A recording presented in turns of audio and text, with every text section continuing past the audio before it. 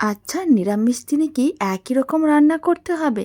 যদি সেই একই উপকরণ দিয়ে নতুন নতুন কিছু রান্না বানাতে মন চায়, তাহলে এই রান্নাটা একবার বাড়িতে বানিয়ে দেখতে পারেন। বাড়িতে থাকা সামান্য উপকরণ দিয়ে বানিয়ে নিতে পারবেন, তবে খেয়ে বুঝতেই পারবে না কেউ কী দিয়ে বানানো। খেতে এতটাই ভালো হয়। তো চলুন বানানো শুরু করা যাক। প্রথমে আমি এখানে 1 প্যাকেট সয়াবিন নিয়েছিলাম। 10 টাকার যে প্যাকেটগুলো হয়, সেই সয়াবিনগুলোকে আমি সেদ্ধ করে নিয়েছি। এখন সেদ্ধ সয়াবিনগুলোকে এইভাবে একটু প্রেস করে নিতে হবে যাতে জল না থাকে। এখন জলটা ঝরিয়ে সয়াবিনগুলো মিক্সির জারের মধ্যে নিয়ে নিতে হবে। নমস্কার, আমি রুমি। রমেশ রেসিপির আর একটা নতুন রেসিপিতে আপনাদের সবাইকে স্বাগত। আর নিরামিষ এই রান্নাটা একবার বাড়িতে বানিয়ে দেখুন। কথা দিলাম, যে কোনো নিরামিষ দিনে বারবার বানাতে মন চাইবে। ছোট থেকে বড় কেউ মাছ মাংসের কথা মুখেও আনবে না, নিরামিষ রান্নাটা যদি এইভাবে বানানো যায়। সয়াবিনগুলোকে আমি মিক্সির জারের মধ্যে নিয়ে খুব ভালো করে এইভাবে পেস্ট করে নিচ্ছি। সয়াবিনের কিমা একেবারেই রেডি। এবার পেস্ট করে নেওয়া সয়াবিনের কিমাটা একটা বড় মিক্সিং বোলের মধ্যে নিয়ে নিতে হবে। আর রেসিপিটা শেষ পর্যন্ত দেখার জন্য আপনাদের কাছে অনুরোধ রইল। আশা করি আপনারাও এইভাবে বানালে একেবারে পারফেক্টভাবে রেডি করতে পারবেন। আর ছোট বড় যে কেউ খুবই পছন্দ করবে। সয়াবিনের কিমাটা মিক্সিং বোলের মধ্যে নিয়ে এক সাইডে রেখে দিলাম। এবার মশলা রেডি করব। ছোট ছোট দুটো আদার টুকরো দিয়ে দিলাম। 1 চামচের মতন দিয়ে দিলাম জিরে গুঁড়ো, 4 চামচের 1 চামচ। হাফ চামচের মতন দিয়ে দিলাম ধনে গুঁড়ো। আর সামান্য পরিমাণ দিয়ে দিচ্ছি হলুদ গুঁড়ো, একেবারে সামান্য পরিমাণ। 4 চামচের 4 ভাগের 1 ভাগের মতন আমি হলুদ গুঁড়ো দিয়েছিলাম। হাফ চামচের মতন দিয়ে দিলাম লঙ্কার গুঁড়ো, এখানে কাশ্মীরি লঙ্কার গুঁড়ো নিয়েছি। আর 2 চামচের মতন দিয়ে দিলাম চারমগজ। বেশ কিছুটা পরিমাণ জল দিতে হবে। তারপরে মিক্সির জারের ঢাকনাটা বন্ধ করে দিতে হবে। খুব ভালো করে পেস্ট করে নিতে হবে। ঠিক এইভাবে নিরামিষ দিনে মশলা পেস্ট করে, মানে মশলা বাটাটা রেডি করলে খেতে অনেক বেশি ভালো লাগে। এখন মশলার মিশ্রণটা এক সাইডে রেখে দিলাম। আর ওইদিকে যে সয়াবিনের কিমাটা আমি মিক্সিং বোলের মধ্যে নিয়ে রেখেছিলাম, সেই মিক্সিং বোলের মধ্যে একটা সেদ্ধ আলুও দিয়ে দিলাম। একটা বড় সাইজের সেদ্ধ আলু নিয়েছিলাম। আর আমি দিয়ে দিলাম অল্প করে একটু লবণ, অল্প করে একটু চিনি। নিরামিষ রান্না একটু মিষ্টি মিষ্টি হলে খেতে ভালোই লাগে। আর দিয়ে দিলাম সামান্য পরিমাণ গরম মশলার গুঁড়ো, সামান্য পরিমাণ লঙ্কার গুঁড়োও দিতে হবে। তারপর সমস্ত কিছু একসঙ্গে খুব ভালো করে মিশিয়ে নিতে হবে। আর আলুগুলোকে খুব ভালো করে ম্যাশ করে নিতে হবে। এইভাবে বানালে খেতে অনেক বেশি ভালো হয়।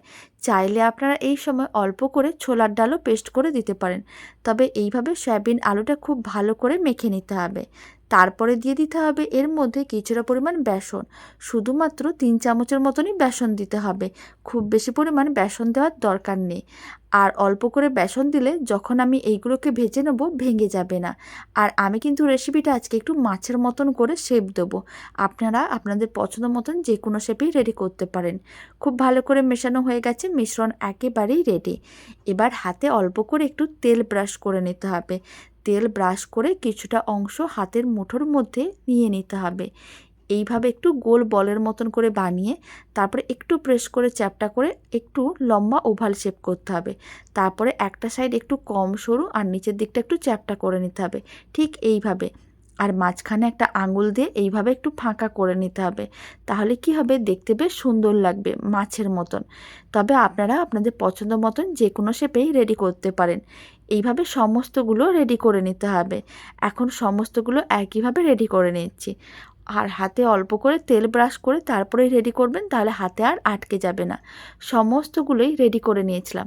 আপনারা দেখুন 10 টাকার সয়াবিন আর একটা সেদ্ধ আলু দিয়ে কতগুলো রেডি করা গেছে। আর খেতে এত ভালো হয়, একবার বানিয়ে দেখুন। কথা দিলাম, নিরামিষ দিনে বারবার বানিয়ে খেতে মন চাইবে।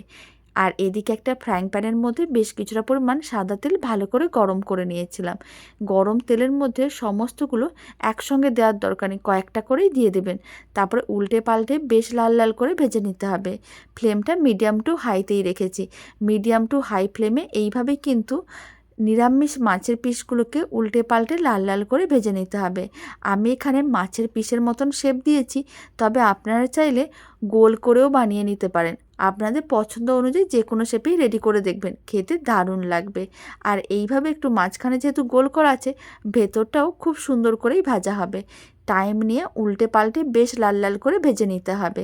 এতে দেখতে যেমন ভালো লাগবে, রান্নাটা রেডি হওয়ার পরে খেতেও ভালো লাগবে।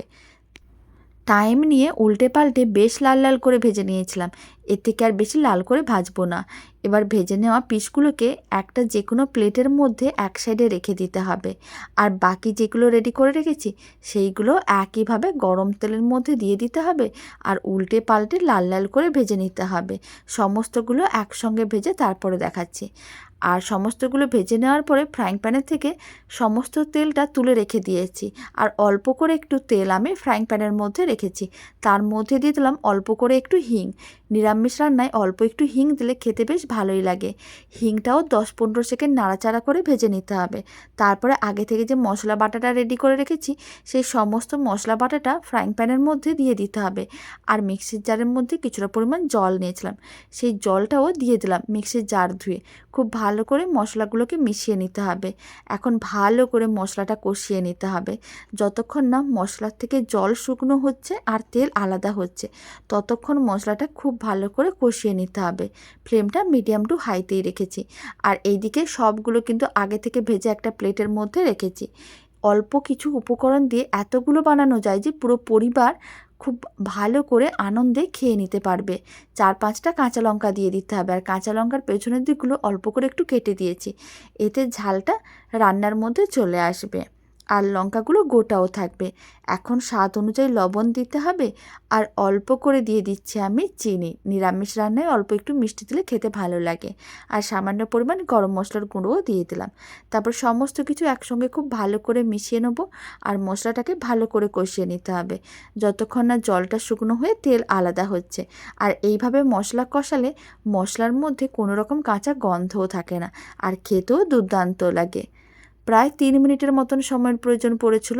আপনারা দেখুন মশলা কষানো হয়ে গেছে, জলও শুকনো হয়ে গেছে, মশলার থেকে তেলও আলাদা হয়ে গেছে। এখন কিন্তু ফ্লেমটা একেবারে মিডিয়ামে করে দিতে হবে।